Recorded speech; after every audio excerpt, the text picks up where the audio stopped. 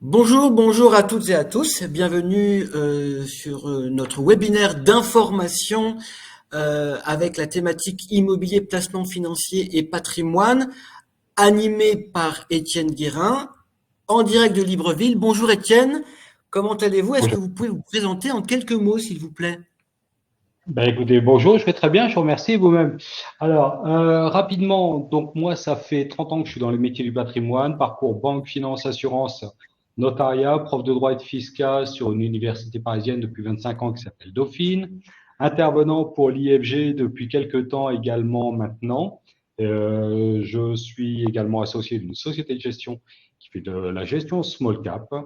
Je fais régulièrement des conférences et je vis entre Paris et Libreville où je suis d'ailleurs aujourd'hui avec vous, parfaitement connecté avec un Wi-Fi très opérationnel et c'est un plaisir. Très bien.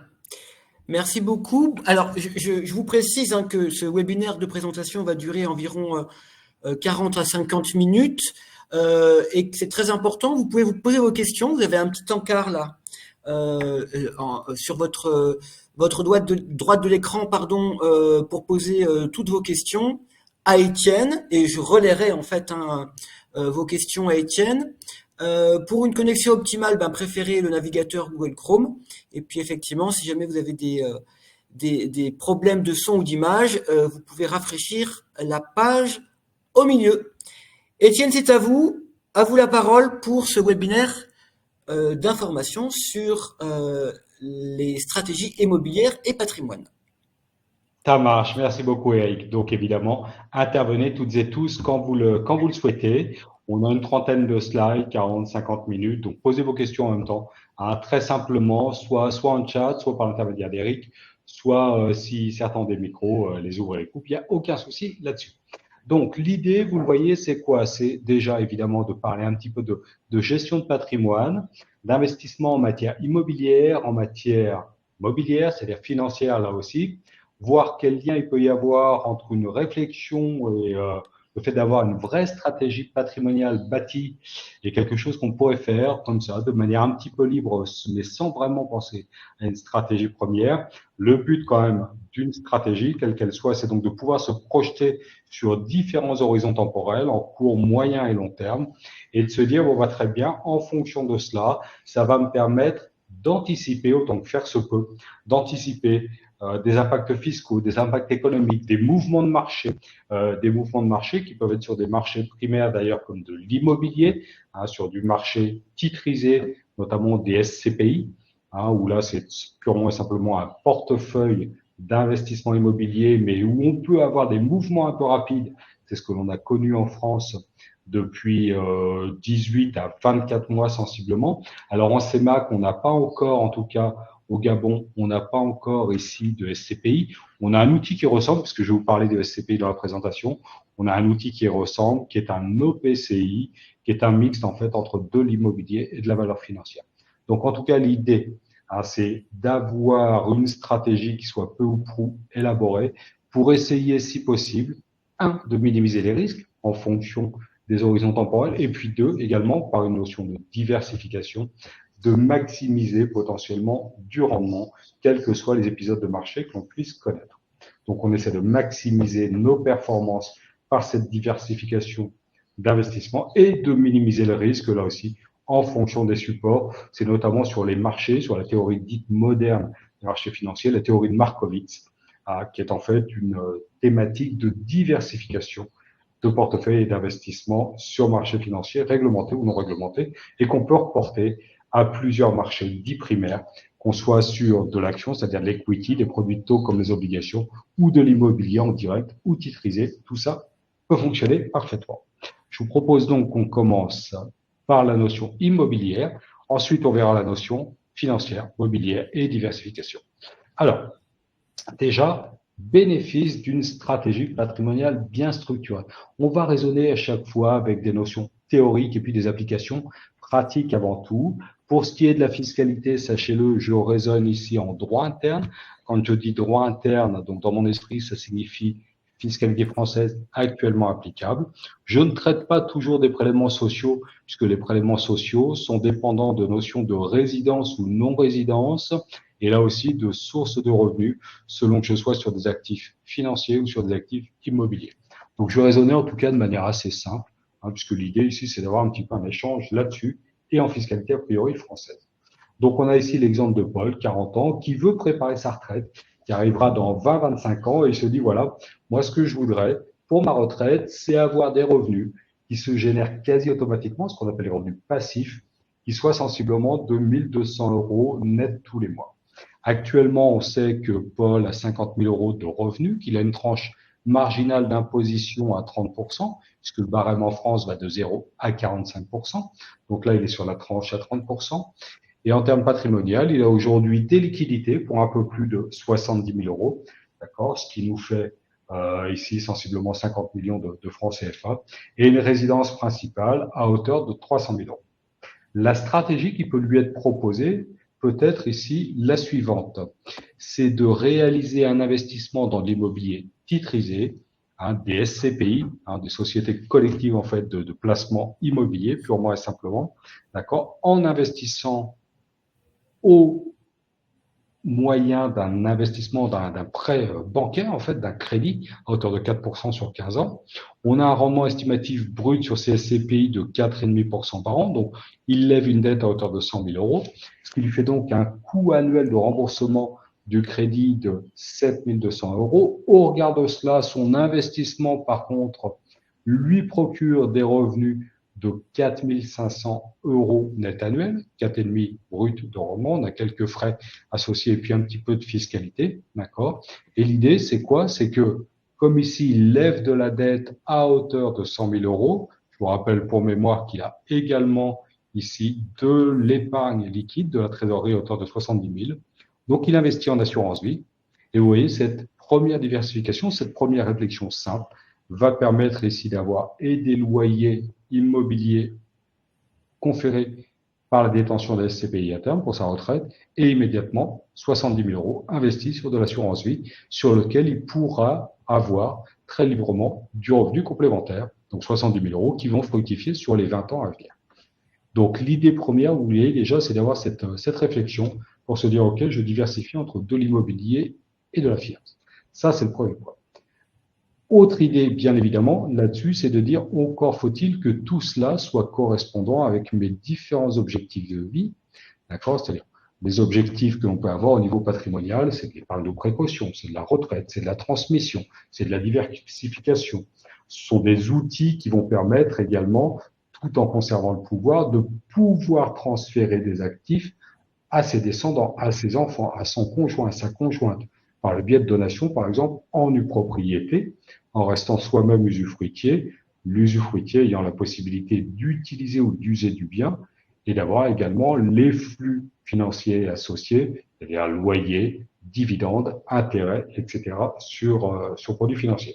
Donc déjà, déterminer ce que l'on souhaite et en fonction d'horizons de temps, donc d'horizons temporels, court, moyen, long terme, toujours, par sécurité, d'accord, et de pouvoir, là aussi, anticiper divers imprévus qui seraient liés aux actifs sur lesquels on investit. Quand on pense immobilier, si l'on achète en direct, je dirais que le principal risque, c'est quoi finalement? C'est de ne pas avoir de loyer qui soit payé par le ou les locataires. C'est la vacance locative.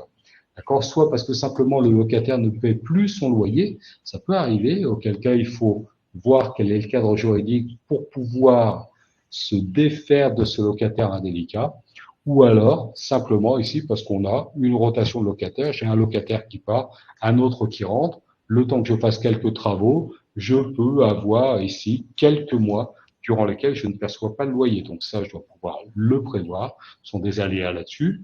Mais je peux également avoir, lorsque je suis sur des actifs financiers ou immobiliers, des fluctuations de valeur sur les marchés, des évolutions de fiscalité plus ou moins importantes.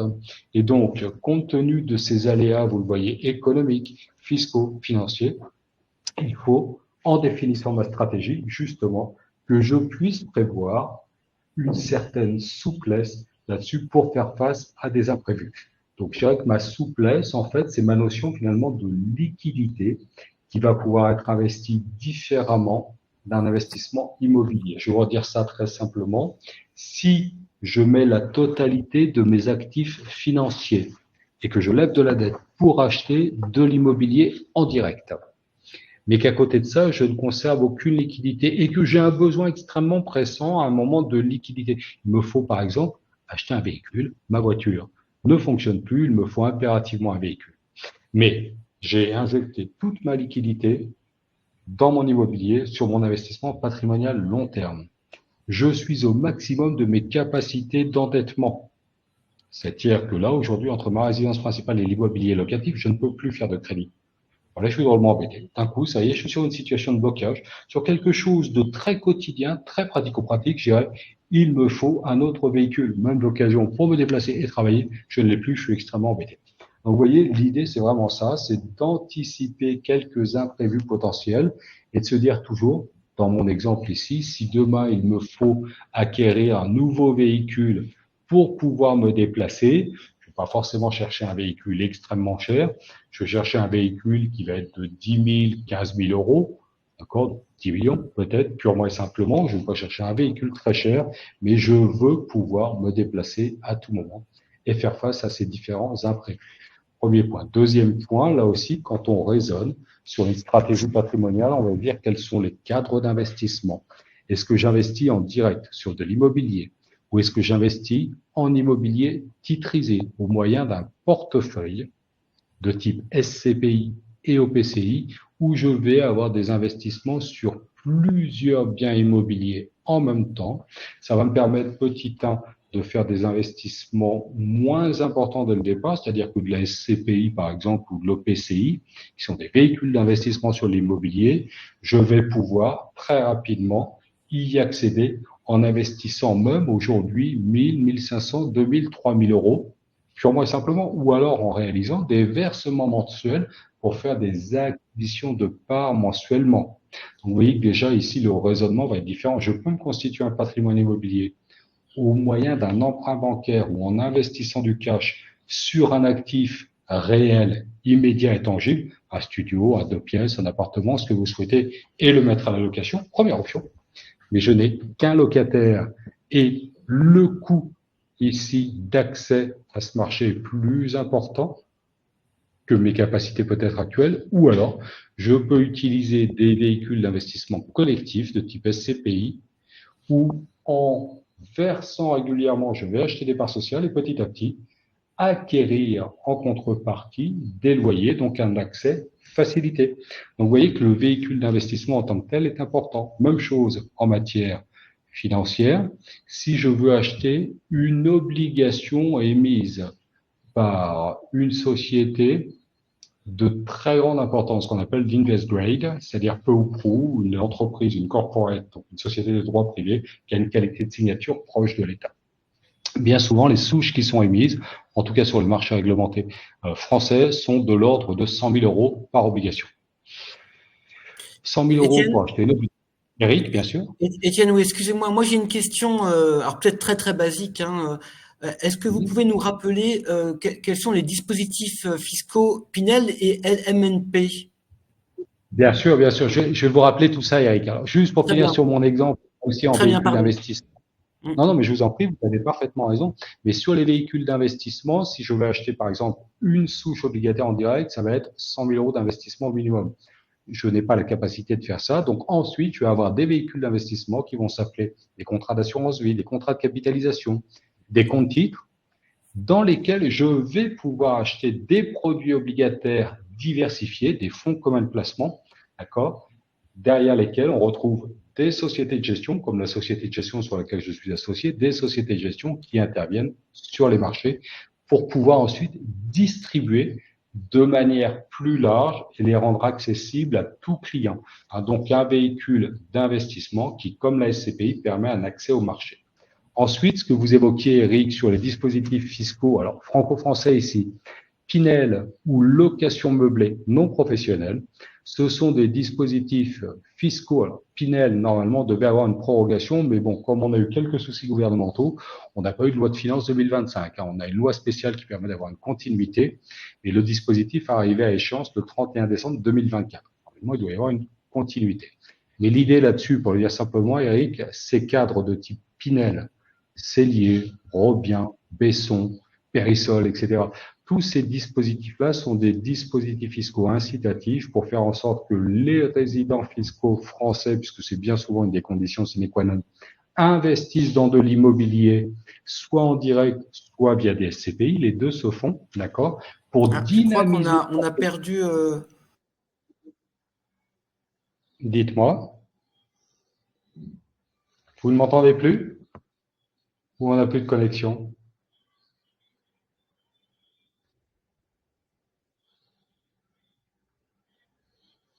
Ah,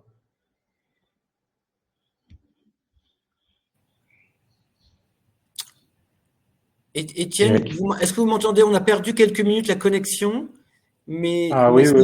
ce Ouais, n'est pas je qu'à t'entends. Libreville, hein, c'est également à Paris. Je vous rassure, D'accord. hein, et je vous rassure. Donc là, on est revenu, tout va bien, Super. on nous entend bien. Hein, tout le monde nous dit qu'on nous entend Super. très très bien. Je vous laisse continuer, Bon, Étienne. Excusez-nous pour ce c'est ça. petit incident Aucun, technique. aucun souci, non, non, non, c'est parfait. Alors, globalement, ce que je disais, c'est que des dispositifs de type Pinel sont des dispositifs permettant à un investisseur d'avoir de la réduction d'impôt. D'accord? Donc ça, c'est l'investisseur lambda. J'investis dans l'immobilier. Non seulement je me constitue du patrimoine immobilier en direct ou via SCPI, mais en plus, mon investissement bénéficie d'une réduction d'impôt, donc je vais payer moins d'impôt. C'est incitatif, d'accord? Côté maintenant promoteur et marché, bah, c'est fait évidemment pour dynamiser le marché locatif et permettre aux promoteurs de construire, puisqu'on a des besoins réguliers et récurrents en termes de logement pour un locataire au titre d'une résidence principale. La location meublée non professionnelle, c'est un peu différent. On va le dire très simplement, c'est du Airbnb. J'ai un actif immobilier, je le mets à la location meublée, d'accord, pour des besoins plus courts, des besoins saisonniers, quelques jours, simplement en ville, une semaine sur un lieu touristique, que sais-je. Donc là aussi, c'est de l'investissement immobilier à la base, d'accord, en direct, cette fois-ci. J'achète un studio, je le mets à la location ici sur Libreville ou sur Paris ou ailleurs dans le monde, peu importe. J'utilise ensuite des plateformes numériques bien souvent pour le mettre à la disponibilité de locataires et je vais générer des revenus qui, au lieu de s'appeler des loyers, vont être des bénéfices industriels et commerciaux. Ah, donc, je vais avoir ici différents dispositifs et véhicules d'investissement en immobilier, soit en direct, soit de manière collective, soit avec une incitation fiscale, soit non. Pour mémoire, sur l'immobilier, lorsque j'achète, je fais deux paris. Un pari d'investissement et de plus-value future. J'escompte vendre plus cher demain si je le dois ce que j'ai acheté aujourd'hui, bien évidemment, et j'ai en plus de cela des revenus qui me sont associés, donc et plus-value et rendement.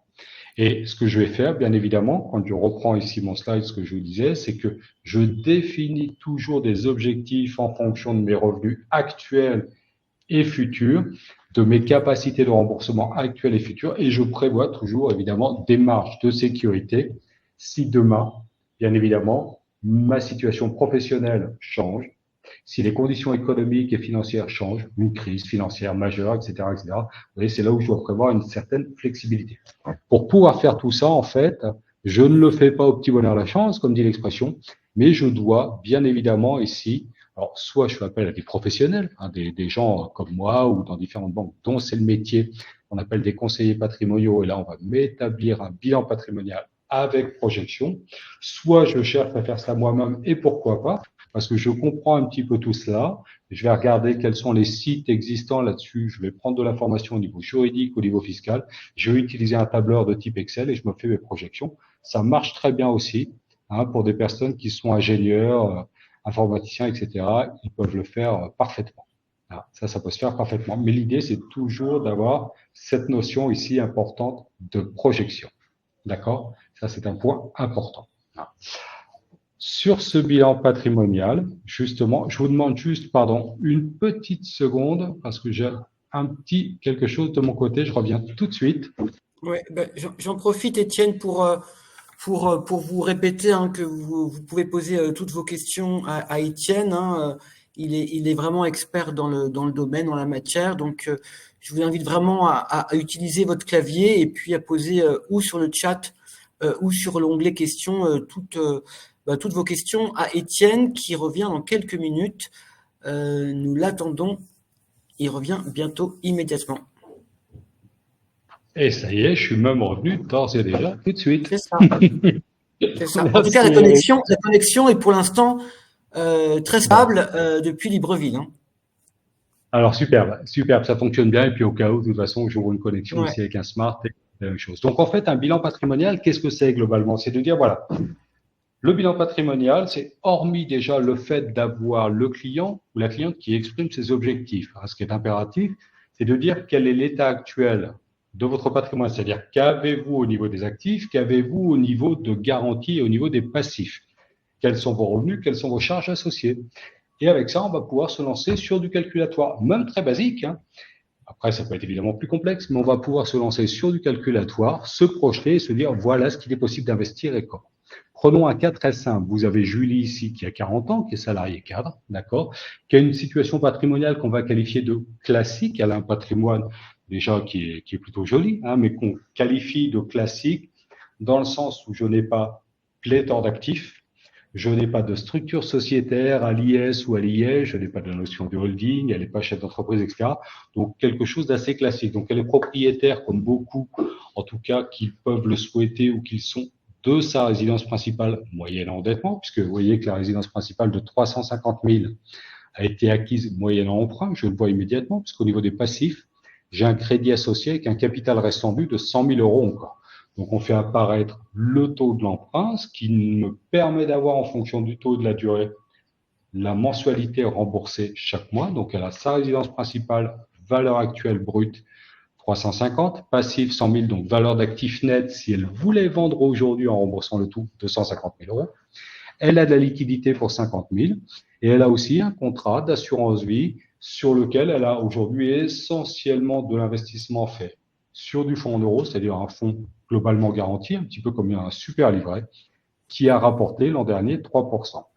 Ses revenus mensuels sont de 4 000 euros. Ses charges mensuelles, c'est-à-dire son train de vie, un peu au prix de 2 000 euros avec remboursement d'emprunt, vous voyez. Et donc, elle a une capacité d'épargne aujourd'hui d'un peu plus de 1 000 euros, 1 250 euros. Donc, quand on raisonne là-dessus, déjà, c'est de se dire, très bien, cette dame souhaite pouvoir, petit à petit, notamment, préparer sa retraite. A-t-elle la capacité déjà à s'endetter? On va calculer un ratio d'endettement qui correspond à quoi en fait? Qui correspond au rapport des échéances actuelles de remboursement sur tout type de prêt, donc dans mon cas ici un peu simple, 750 euros mensuels, par rapport à ses revenus, à l'ensemble de ses revenus nets imposables. Ici, Julie n'a entre guillemets que des salaires, elle pourrait avoir à côté de ça des revenus financiers, des revenus immobiliers, que sais-je.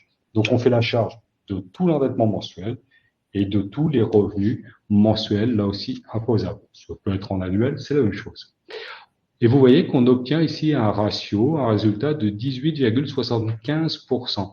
Quand les banques prêtent, vous avez des notions de taux d'endettement et de ratio d'effort, de taux d'effort, qui sont peu ou prou soit de 33%, soit de 35%. Donc 18,75 pour quelqu'un qui travaille dans une banque, ça va être OK. Globalement, cette personne-là a une capacité d'endettement qui est encore importante, qui est tout à fait saine. Tout va très bien. On peut donc alors lui proposer un investissement de diversification en SCPI en levant ici potentiellement de la dette ou en achetant immédiatement au moyen de ses liquidités. Vous voyez qu'elle a 50 000 euros de liquidité. En fait, on aurait deux options ici. On peut très bien dire, première option, utilisons, Julie, vos 50 000 euros pour, plutôt que de ne pas avoir ou très peu de rémunération, immédiatement un portefeuille immobilier diversifié au moyen de SCPI, 50 000 euros, qui immédiatement vont vous rapporter des revenus associés et vous conservez vos 30 000 euros en assurance vie qui vont travailler petit à petit dans le temps. Ça, c'est la première option. Deuxième option, on pourrait très bien ici, puis après on fait une projection sur 10 ans, mais on pourrait très bien lui dire, bah, écoutez, très bien, levez de la dette, vous avez 50 000 euros, levez 50 000 euros supplémentaires de crédit trésorerie, vous allez pouvoir acheter 100 000 euros, par exemple, de SCPI, et vous aurez toujours votre assurance vie. Ou alors, quand on raisonne un peu globalement, de dire, levez 100 000 euros de SCPI, mettez en face vos 50 000 euros de liquidité sur votre contrat d'assurance vie, ça va nous servir de contre-garantie également. Vous voyez, on a plusieurs stratégies. Ce que je suis en train de vous dire, c'est que finalement, et c'est l'intérêt du bilan patrimonial, ça va être ici l'expression même des besoins de ma cliente, et mon métier derrière va être de dire très bien quelles sont les possibilités en fonction ici des actifs, des passifs et des revenus. Est-ce que je me limite à une solution simple et prudente d'utilisation des liquidités pour une acquisition avec ou sans emprunt? Est-ce que je fais jouer des effets de levier, etc., etc. Donc c'est là-dessus qu'on va pouvoir raisonner. Et ce qu'Éric, c'est, je suis relativement clair dans ce que je vous exprime à toutes et tous. Alors, écoutez, Étienne, vous êtes parfaitement clair. J'avoue que personnellement, c'est un sujet qui m'est euh, étranger, voilà. Mais c'est très très clair et c'est très intéressant parce que je pense que tout à chacun peut envisager un investissement et un investissement pour du patrimoine ou pour de l'immobilier. Moi-même, voilà, j'ai quelques placements, je pense comme tout Français, quelques placements en assurance vie, en plan épargne retraite, en livret A, en livret LDD. Enfin bon, donc j'essaie de diversifier mes placements. C'est parfait, superbe. Et vous voyez que du coup, ça vous éclaire sur d'autres notions complémentaires Tout à immobilières. Enfin, fait. tout ça est lié Tout à fait. finalement. Tout ça est lié. L'idée finalement, Eric, et je vous remercie pour votre intervention, c'est en fait de pouvoir définir des objectifs et des objectifs qui là ne sont pas nécessairement dans un ordre obligatoire, mais on peut très bien dire, je fais d'abord une diversification d'investissement, j'ai une notion de préparation de retraite même lointaine, j'ai une notion encore plus lointaine de transmission du patrimoine par l'effet, malheureusement, d'une succession, mais je peux raisonner avant sur des notions de transmission anticipée via donation, en nue propriété, via l'utilisation de sociétés civiles, etc., etc. Vous voyez, donc on a ces différentes options. Et tiens, alors je ne sais pas si vous allez pouvoir répondre à cette question, mais actuellement la législation autour des locations Airbnb se durcit en France et dans le monde. J'ai pour exemple New York, Biarritz ou d'autres pays de France. Est-ce Oui. que vous pouvez nous en dire un peu plus sur justement cette législation qui se durcit et maintenant c'est très très réglementé, hein? Oui, c'est extrêmement réglementé. En fait, l'idée ici, je vous demande juste une seconde. Je vous en prie.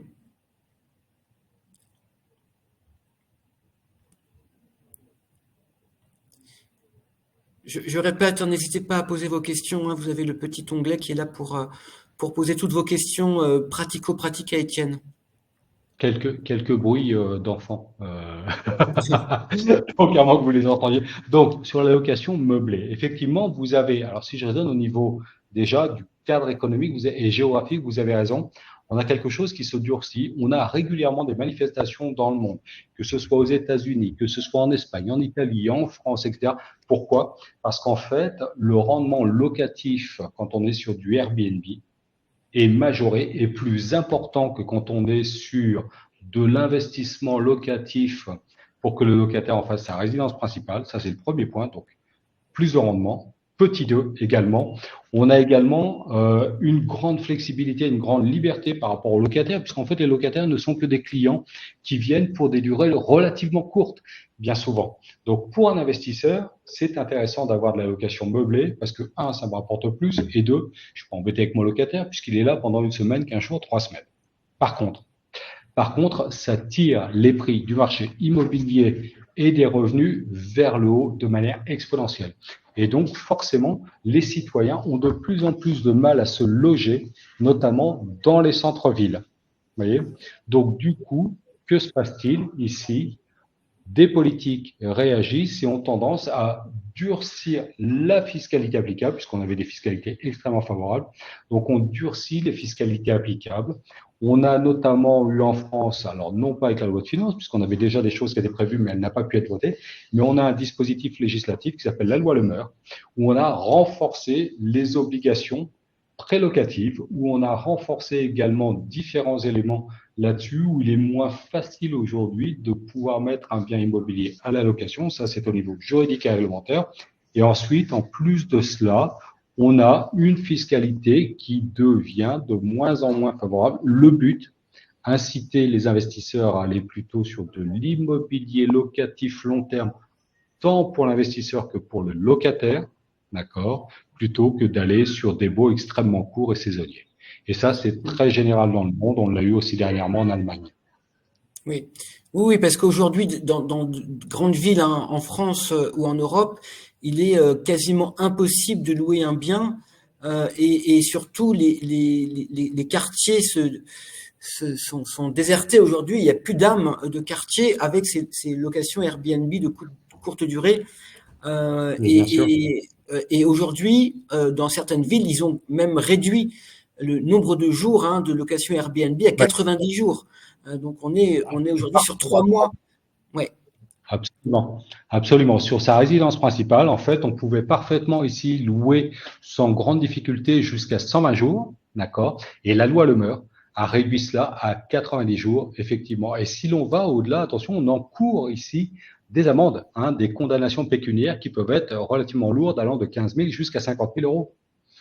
Donc, on a vraiment ici une volonté du législateur de faire en sorte que ce parc locatif saisonnier devienne beaucoup plus réduit que ce qu'il a été. Des mairies également ont parfaitement interdit la possibilité ici d'avoir dorénavant de la location meublée touristique saisonnière dans les villes. Ça a été le cas notamment à Saint-Malo, hein, où le maire a réagi il y a un petit peu plus de 2 ans là-dessus, en disant ça suffit, on a plus de 25% du parc locatif qui est de la location saisonnière. Exactement. Ouais.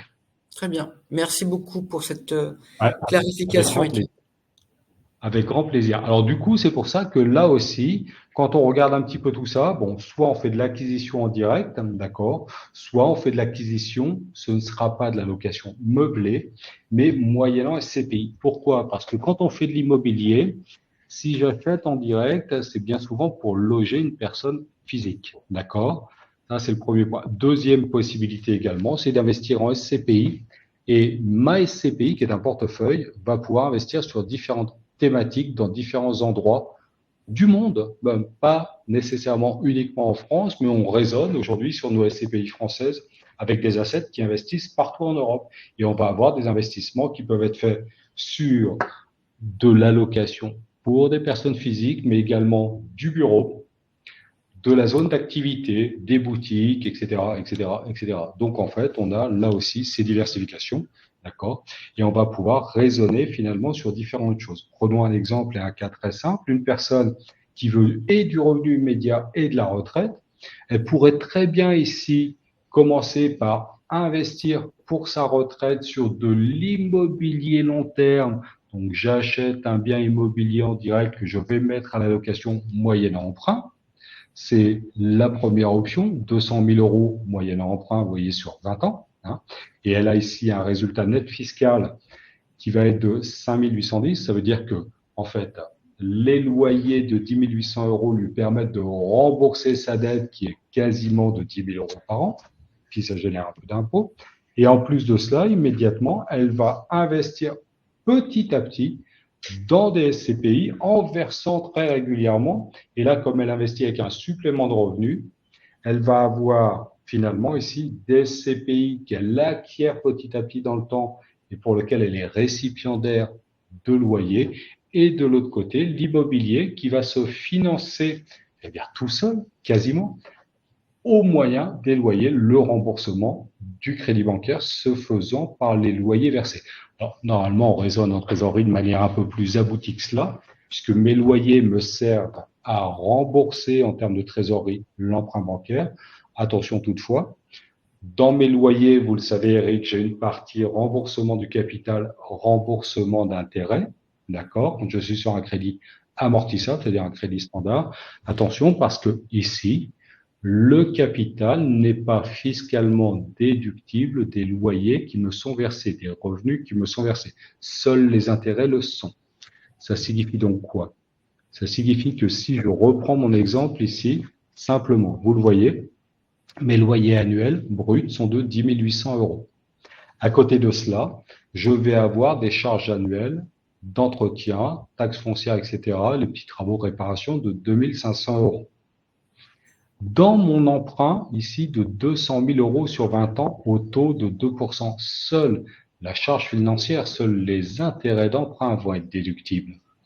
Ça veut donc dire ici que lorsque je rembourse peu ou prou mes 10 000 euros, un petit peu moins, par an sur l'emprunt bancaire, je ne vais peut-être avoir, à hauteur de 2%, que 2 000 euros d'intérêt déductible.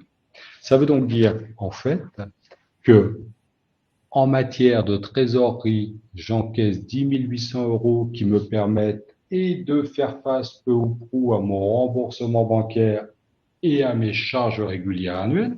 Ça, c'est une chose. Mais fiscalement, maintenant, je ne vais pouvoir déduire comme charge de mes loyers que mes charges récurrentes de 2500 plus mes 2000 euros d'intérêt récurrent. Je vais donc avoir une base imposable de revenus fonciers qui vont générer de l'impôt alors que je n'ai pas le flux financier. Est-ce que vous m'avez suivi? Oui, En c'est clair, très clair. vous voyez, hein? Donc, ce que je suis en train de vous dire, c'est que le loyer versé par mon locataire me permet de rembourser la banque. Tout ça va très bien. Me permet de faire face à la majeure partie de mes charges récurrentes annuelles. Tout ça va très bien. Attention toutefois, j'ai quand même un loyer imposable et donc de l'impôt à devoir payer. Donc tout ça, je le vois dans ma projection trésorerie, justement au travers de mon étude patrimoniale ou en tout cas de mon étude peu ou prou sur mon investissement. D'accord?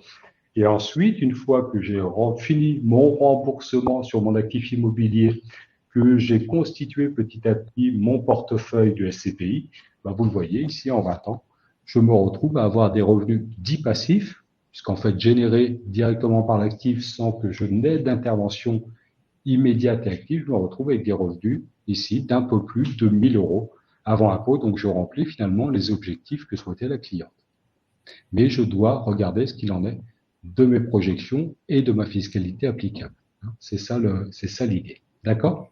Très bien. Parce que le temps passe, donc on est bien. Alors, l'idée maintenant, c'est quoi? C'est de se dire, OK, ça c'est de l'immobilier, donc en direct ou via SCPI. En plus de cela, on en a parlé un petit peu déjà. On peut investir sur des actifs financiers de type assurance vie, compte titre, sur des actifs d'ailleurs qui peuvent être soit des fonds communs de placement, soit ce qu'on appelle du titre vif. Je vais acheter par exemple une action L'Oréal ou alors ici quand ce sera coté à la bourse, ça aurait été introduit, j'achèterai une action BGFI par exemple sur la bourse des valeurs mobilières. Ici, ça c'est complètement réalisable. Mais je peux utiliser aussi ce qu'on appelle des réplicateurs d'indices, des trackers qui sont des ETF, qui sont des produits, je dirais là aussi, peu ou prou faits pour suivre les marchés. Donc, je vais pouvoir travailler sur différents types d'investissements, différents types de supports et de produits, compte titre, assurance vie, contrat de capi, PEA, que sais-je. J'ai optimisé ainsi ma fiscalité sur mon temps d'investissement et ensuite à avoir du revenu complémentaire. Différence majeure. Allez-y, Eric, je vous en prie. Oui, non, je vous laisse terminer parce qu'on a une question de Marina qui portait en Bien fait sûr, sur la slide précédente, sur tout ce qui est donc gestion du patrimoine immobilier. Sa question, est-ce qu'on doit faire appel forcément à un expert comptable donc pour la gestion de son portefeuille, surtout si on est SCPI ou en location meublée courte durée au réel. Donc, est-ce que vous préconisez l'appui d'un expert comptable? Non, non, non, du tout, du tout. Si on est sur de l'immobilier, en fait, locatif, j'achète un bien immobilier, un studio à 2 pièces, un 3 pièces que je mets à la location pour un locataire. J'ai de l'obligation déclarative fiscale, purement et simplement. Mais là, c'est très simple. Soit je le gère moi-même et je sais ce que j'encaisse en loyer. Je sais ce que je paye annuellement au titre de mes charges d'entretien, mes quelques réparations en faisant appel à des artisans, etc. Je prends mon échéancier lorsque j'ai eu affaire ici à un prêt bancaire pour l'acquisition et je vois l'année dite, par exemple 2024, quels étaient le montant des intérêts acquittés dans mon remboursement global annuel. Je fais ça moi-même. Je fais ma déclaration 2044 et mon résultat va se reporter sur ma déclaration 2042. Quand je suis sur des SCPI, c'est encore plus simple, puisqu'en fait, ici, je vais avoir un résultat net de charge qui m'est donné par l'ASSET, par la société de gestion de la SCPI. Dernier point, pour répondre parfaitement à Marina, quand je suis sur une location en direct, là aussi, avec un locataire, pas du saisonnier, un locataire et au réel, je peux soit le gérer moi-même, soit je fais appel à une agence immobilière qui va gérer le bien pour moi, c'est-à-dire mes entrées-sorties, mes recouvrements de loyers, etc. Et qui, moyennant quelques charges associées, qui peuvent être 5 à 10% des loyers, généralement, va ensuite me reverser ce qui m'est dû. Donc ça peut être une petite agence ou ça peut être de très gros organismes qu'on connaît en France de type Foncia ou autre, ou Orpi, etc., etc. Donc ce n'est C'est de la pas gestion du tout locative, hein. oui, c'est ça, c'est de la gestion locative. J'ai pas du tout la nécessité, en fait, de l'expert comptable. Une question D'accord? de Chris. Excusez-moi, Étienne, les questions arrivent là. Je vous en prie. Question de Chris. Quand nous cédons des biens, alors attendez, Chris, je reviens à la question initiale. Quand nous cédons des biens déjà remboursés à une structure familiale type Ouais. SCI à l'IS, bien loué, préconisez-vous de céder un seul bien dans une SCI et créer plusieurs SCI ou si plusieurs biens ou placer tous les biens dans la même LCI. Donc ça, c'est vraiment du jargon Ouais. immobilier. Alors, en Sachant que fait, la l'idée, structure de famille, je vous laisse lire, Étienne, hein.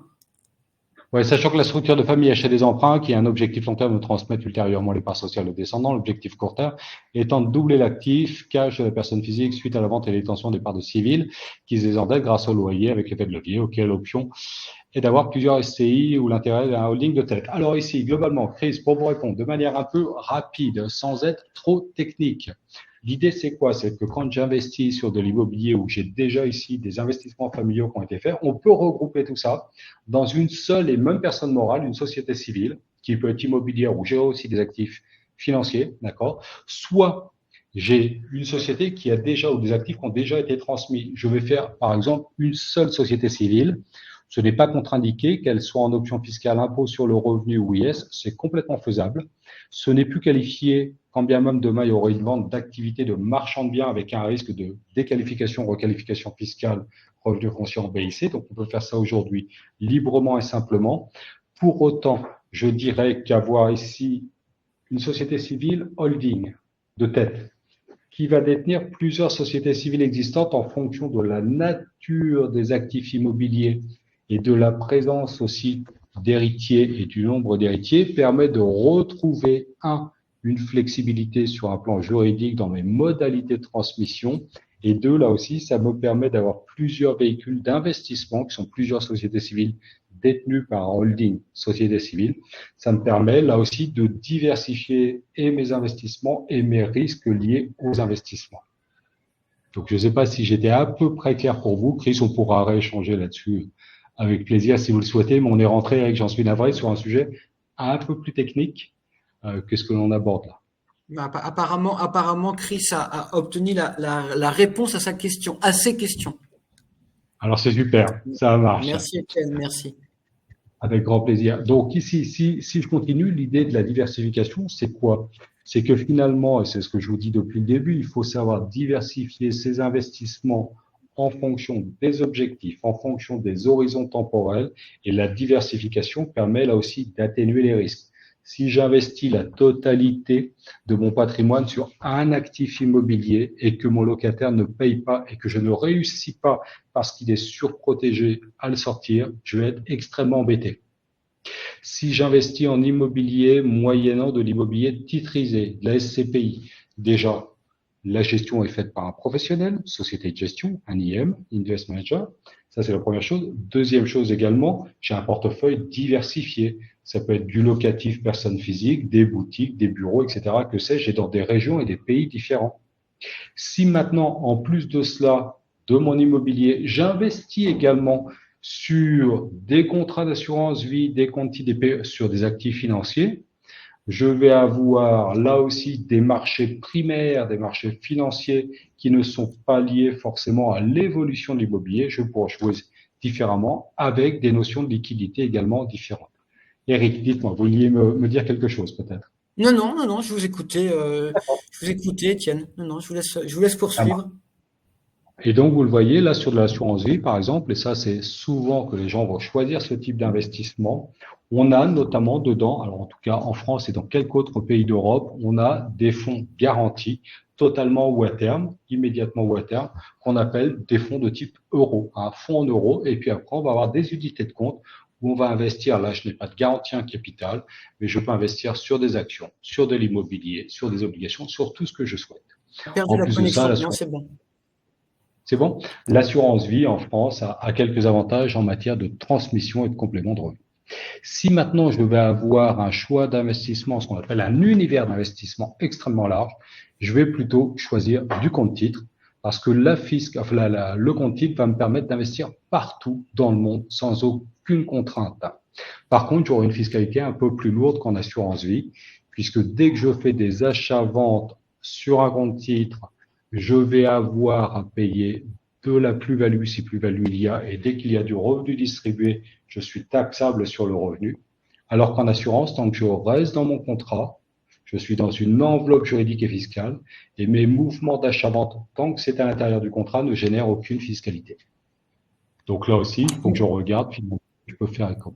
Oui. Ouais, une question de Charles Etienne. Quels sont les meilleurs moyens de transmission après avoir réalisé ces investissements? Alors, les meilleurs moyens de transmission après avoir réalisé ces investissements, votre question est un peu large, je dirais, Charles, si vous permettez l'idée. Soit je raisonne sur des véhicules d'investissement de type assurance vie, où là, en désignant un ou plusieurs bénéficiaires, en cas de décès, j'aurai une fiscalité privilégiée par rapport à des comptes bancaires ou des actifs immobiliers. Donc ça, c'est vraiment une transmission à terme et en cas de mon décès vis-à-vis de mes enfants. Première option. Deuxième option maintenant, je souhaite pouvoir investir, mais commencer à transmettre d'ores et déjà tout en conservant la main, en conservant le pouvoir. Là, je vais plutôt investir sur du compte titre, sur du contrat de capitalisation. Je vais pouvoir donner un droit qui est ce qu'on appelle la nue propriété. Et moi, usufruitier, je vais conserver un droit au revenu et je vais conserver mon pouvoir de gestion. Par contre, attention, si j'ai donné la nue propriété d'un compte titre ou d'un bien immobilier, on dirait, je ne pourrai demain arbitrer ce bien, c'est-à-dire le vendre pour réinvestir, qu'avec l'accord de mes enfants du propriétaire. Donc, du coup, vous voyez, Charles, si je veux aller encore un petit peu plus loin dans mon raisonnement, je vais constituer une société civile, comme la notion finalement qui a été évoquée tout à l'heure par Chris, je vais constituer une société civile qui va pouvoir investir sur des actifs immobiliers en direct ou titrisés, qui va pouvoir investir sur des marchés financiers au travers de comptes titres, contrats de capitalisation, etc., etc. Et dans mes statuts de société civile, je prévois que je suis le gérant. J'ai tout pouvoir pour gérer les actifs de la société. Je transmettrai ensuite la nue propriété des parts sociales de la société civile. Donc, je transmets rapidement de la valeur, mais je ne me dessaisis jamais de mon pouvoir de gestion et de la possibilité d'acheter ou vendre dans la société civile. C'est l'idée. Donc là, c'est quand on arrive sur des patrimoines un peu plus complexes, un peu plus aboutis, et notamment qu'on raisonne avec des investisseurs ayant plus de capacités ou des chefs d'entreprise qui ont déjà l'habitude des sociétés IR ou IS. J'espère que vous m'avez suivi. Une autre question de Chris Etienne concernant le démembrement d'une SCI. Est-ce possible? Première question. Ou est-ce une mesure statutaire de la SCI? Alors, c'est pas une mesure statutaire, Chris. En fait, les statuts sont les règles du jeu qui vont s'appliquer entre associés et vis-à-vis des tiers. Donc, l'idée, c'est quoi? C'est que vous pouvez démembrer n'importe quel bien à partir du moment ici, où vous en êtes déjà propriétaire, initialement, donc vous pouvez transmettre à la propriété à des enfants ou à toute personne souhaitée, mais il faut déjà en être propriétaire. Ça, c'est la première petite chose. Et il ne faut pas qu'il y ait de prise de garantie également sur les actifs que vous souhaitez transmettre. Si je fais une société civile, je détiens mes titres en pleine propriété, donc mon épouse et moi-même faisons une société civile. On décide par la suite de transmettre la nue propriété des parts à nos enfants. Est-ce qu'on peut le faire? La réponse est oui. Est-ce que la transmission de la nue propriété est prévue obligatoirement dans les statuts? J'aurais tendance à dire oui et non. Je vais prévoir dans les statuts les possibilités d'agrément ou de transmission libre par les associés vis-à-vis de telle ou telle catégorie de descendants, d'ascendants, que sais-je. Donc ça, ce sont les règles du jeu. Est-ce que je mets des limites ou pas à la transmission en nue propriété pour demain donner la nue propriété des titres et donc démembrer mes parts. Ça, c'est une réflexion que j'ai dans mes statuts. Mais autrement, l'acte de transmission, l'acte translatif en tant que tel, se fait bien souvent, je vais reprendre une ancienne casquette que j'avais, par devant notaire. Donc, on va réaliser ici une donation simple ou partage. Attention, la donation de parts sociales par don manuel n'a aucune validité juridique. Donc, je fais appel à mon notaire préféré et je démembre mes parts de civil. Ensuite, ce que vous prévoyez, Chris, ce sont les règles du jeu si demain vous êtes soit le propriétaire, soit usufruitier. C'est ça le principe. OK? Très clair, merci beaucoup, Étienne. Avec plaisir, avec plaisir. Ensuite, donc, si je me fais un petit cas pratique, globalement, on est bien dans le timing, Eric, il me semble. On est à peu près bien. Il reste 10 minutes, donc vous êtes le maître de l'horloge. Donc, si on se fait un petit cas pratique, allocation financière via compte titre ou assurance vie, déjà, l'idée, c'est quoi? Vous voyez, on a une personne ici qui a des liquidités à hauteur de 100 000 euros. Elle veut pouvoir gérer, très simplement, ici, en ayant déjà une diversification. Donc là aussi, vous voyez, comme pour l'immobilier, on va raisonner. Alors, on va raisonner cette fois-ci sur horizon d'investissement, ce qu'on appelle également ses souhaits, mais aussi l'aversion au risque. L'aversion au risque, c'est êtes-vous prêt ici, si vous escomptez avoir un rendement important, à vous exposer de manière un peu plus importante sur des actifs qui eux-mêmes génèrent du rendement. Pour le dire simplement, l'action génère plus de rendement que l'obligation, par exemple. D'accord? Et ensuite, là aussi, en fonction des catégories, ce qu'on appelle du sectoriel sur le marché action obligataire, je peux avoir plus ou moins de rendement. Mais en le disant simplement, vous voyez, on pourrait très bien le dire, voilà, sur vos 100 000 euros, vous pouvez très bien investir 70 000 euros en assurance vie, 50% allant sur un fonds en euros, très sécuritaire, rendement net, vous le voyez ici, estimé 2%, 50% sur des actions internationales, diversifiées, rendement net 5%. Au bout de 10 ans, quand on fait ces projections, les 70 000 euros sont devenus quasiment 97 000 euros, d'accord, avec des évolutions, vous le voyez, qui sont de les 35 000 euros sur fonds en euros sont devenus 42 812 euros parce que rendement net à 2%. Les 35 000 euros investis par contre en actions sont devenus 54 000. On voit bien que la différence de rendement ici permet d'avoir une progression bien plus importante côté action que côté fonds en euros. Et avec les quelques fonds supplémentaires qu'elle détient, puisqu'elle a 100 000 euros au total, on pourrait très bien investir 30 000 euros en compte titre. Alors, pourquoi ne pas tout mettre en assurance? Parce qu'avec le compte titre, vous allez avoir ici déjà des investissements qui vont pouvoir se faire sur un horizon, sur un univers d'investissement beaucoup plus large qu'en assurance vie. D'accord? Et vous allez avoir affaire à des outils, entre guillemets, un peu plus professionnels. Vous supporterez une fiscalité, c'est certain, mais c'est un peu plus professionnel.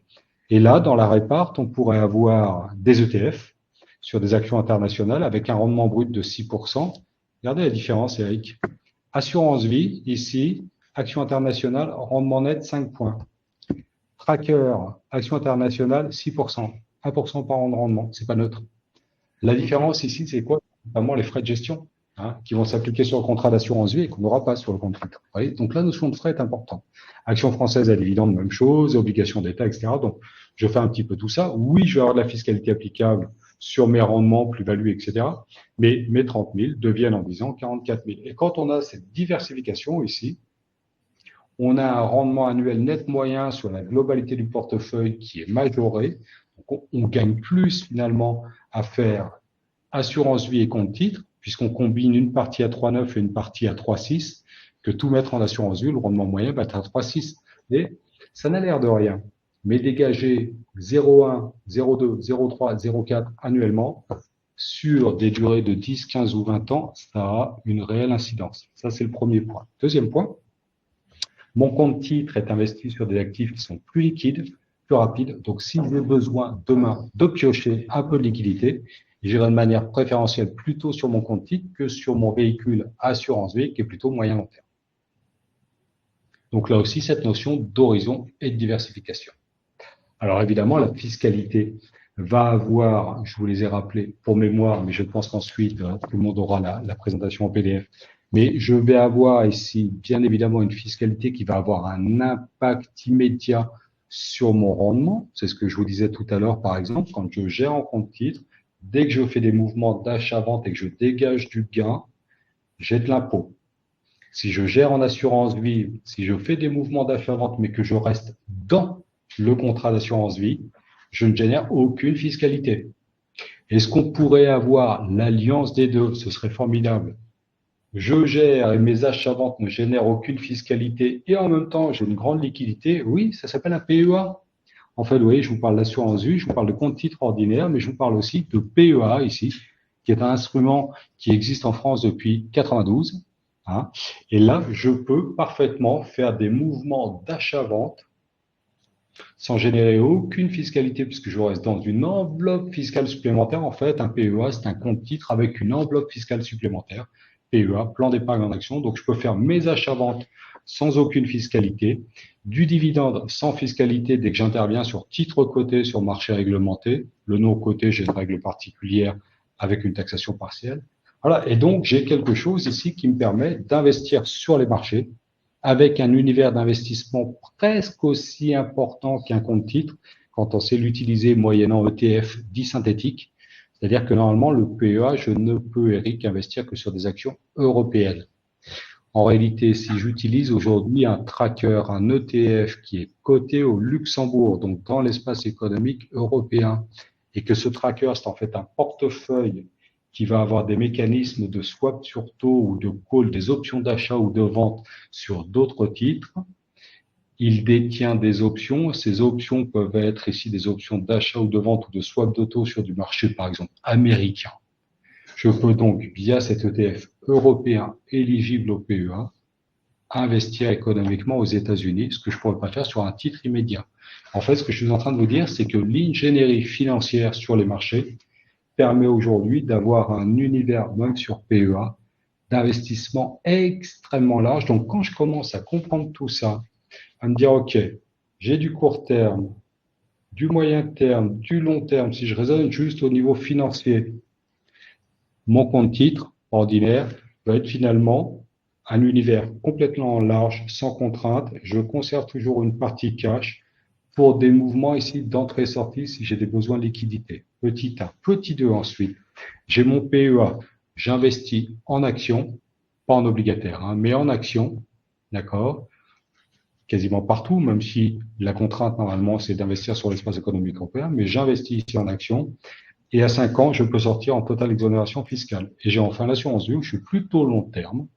C'est également un outil de préparation, là aussi, et de retraite, mais aussi de transmission avec une fiscalité extrêmement privilégiée sur mes mouvements d'achat-vente, puisque je ne génère aucune fiscalité sur mes retraits futurs.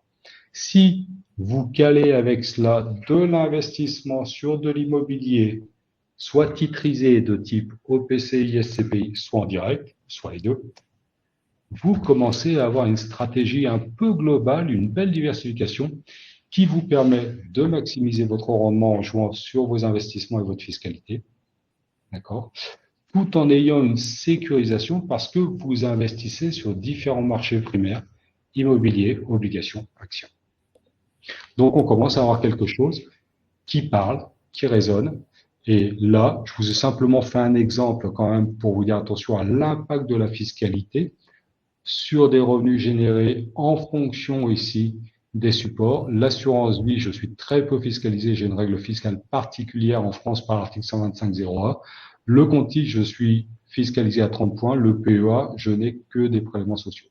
Donc c'est juste pour vous dire, là aussi, je vais jouer en fonction de mes différents supports. J'avance un petit peu parce que je vois qu'on a démarré il y a 58 minutes et que là, je ne tiens plus mon planning. Donc, je vais aller juste, ici ce sont les notions de fiscalité, mais juste vous faire un exemple un peu global. Regardez, j'ai une personne qui a 45 ans, qui a un peu plus de 20 ans devant elle pour préparer sa retraite. Aujourd'hui, elle a de l'immobilier locatif, de la SCPI, de l'assurance vie et des liquidités. Donc, de l'immobilier locatif en direct, valeur actuelle 16 000 €, rendement net 4%. Des SCPI, donc immobilier titrisé, par exemple sur des locaux d'activité, des commerces, etc. 150 000 € investis, un rendement net annuel de 3%. 3,15, d'accord. Alors on peut se dire c'est un petit peu en deçà de l'immobilier locatif détenu en direct. Bah oui, parce que vous avez le coût de la rémunération ici du gérant et de la société de gestion, de l'assurance vie avec un rendement annuel moyen entre le fonds en euros et les unités de compte de 3% et des liquidités actuellement rémunérées à 0,5. L'idée, c'est quoi? C'est qu'on va se dire, OK, si l'on se projette déjà à 20 ans, en fonction des valorisations estimées ou du rendement réel escompté, on peut avoir ici des évolutions de valeur et donc de revenus, puisque les revenus sont en fonction des valeurs. Donc, vous voyez l'immobilier ici, si je retiens 2% de valorisation annuelle, pour vous prouver quelque chose d'assez historique en France, je vais avoir 400 000 euros devenus quasiment 600 000 euros en 20 ans. Et comme mes revenus sont assis sur la valeur économique de mes actifs, mes revenus qui aujourd'hui sont à 16 000 euros, 4%, vous le voyez, passent à quasiment 24 000 puisque j'ai 600 000, 4% sur 600 000. Même chose pour mes SCPI, même chose pour mon assurance vie. Donc, diversification finalement des risques, projection à long terme pour voir où l'on en est. Et quand on raisonne encore sur tout cela, c'est de se dire, bon, bah, très bien. Maintenant, compte tenu de ce que vous avez, reste-t-on investi tel que vous l'êtes ou réalisons-nous des arbitrages, notamment peut-être sur vos liquidités, sur vos contrats d'assurance? Est-ce qu'on renforce de la SCPI? Est-ce qu'on va chercher plutôt de l'action? Est-ce qu'on va ouvrir un compte titre? Est-ce qu'on va ouvrir un PEA, etc. En fonction, là aussi, et des horizons et des besoins qui vont être exprimés. Ça, c'est le job réellement du conseil en gestion de patrimoine ou alors d'un client qui peut le faire seul, qui est quand même extrêmement averti sur tout cela, et les supports, et les marchés, et la fiscalité. Mais pourquoi pas? D'accord? Donc, ce que l'on peut se dire ici, c'est que quand on raisonne en matière patrimoniale, si l'on veut réellement avoir une belle efficacité, on définit ses objectifs, on définit ses horizons d'investissement, son aversion au risque, on définit toujours également une poche de liquidité pour ne pas avoir à revenir en arrière, puisque quand on revient en arrière, ça a toujours, bien souvent, un coût économique ou fiscal. Donc le but, c'est de se dire, OK, ce que j'investis pour le long terme, c'est pour du long terme. Je ne vais pas tout investir à long terme si je n'ai pas les moyens de subvenir à des besoins court terme. Donc je définis vraiment mes horizons et je fais en sorte que les stratégies que je mets en place seul ou avec l'aide de mon conseiller bancaire, compagnie d'assurance, indépendant, expert comptable, fiscaliste comme moi, etc., me permettent justement d'aller jusqu'au bout de ce que je peux souhaiter. Je diversifie mes risques, évidemment, je diversifie mes investissements, pour minimiser mes risques. Je raisonne ensuite sur des notions de transmission immédiate ou à terme via des outils de type assurance vie, société civile, etc., etc. C'est ce qui va me permettre finalement ici de pouvoir utiliser au mieux toutes les stratégies existantes. Là, les stratégies évoquées sont en France, en Europe. On a des stratégies existantes parfaitement opérationnelles en CEMAC ou sur l'Afrique de l'Ouest en utilisant en fait du droit commercial qu'on appelle droit des affaires ou ADA, par exemple, et la Cisco ADA, en fait, la comptabilité là-bas qui fonctionne, mais qui est assez proche de ce qu'on peut connaître. Je crois, Eric, voilà, que j'ai fini globalement cette présentation. Et bien évidemment, s'il y a encore des questions, je reste connecté. Oui, s'il y a des questions, vous pouvez encore les poser.